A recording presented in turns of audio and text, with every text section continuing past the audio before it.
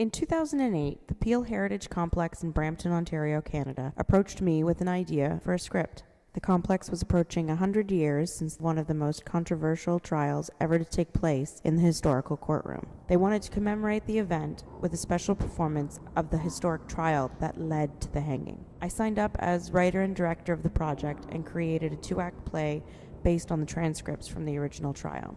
The show played to packed houses and created chatter about the guilty verdict. After the play closed, no one thought much of anything until we were approached to make this story into a film.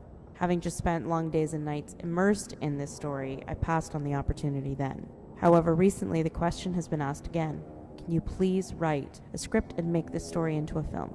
What's the story, you ask? Well, in 1908, a young teenage boy, approximately 18 years old, named Oleg Lautik, was found murdered in Arundel, Ontario, now known as Mississauga, Ontario. He was laying under a pile of brush near a man-made fire pit.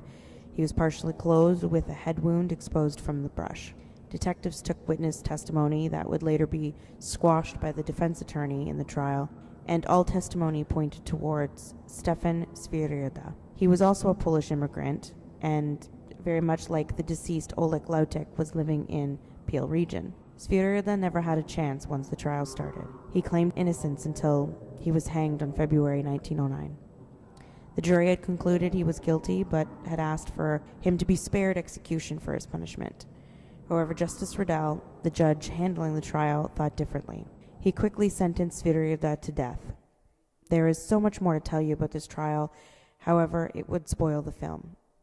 Sviriada's trial was laced with false testimony, circumstantial evidence, and a very biased judge.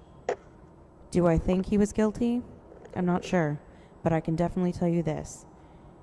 He died without his right to a fair trial. Please support our film and help a complex verdict tell the controversial trial and story of Stefan Sviriada.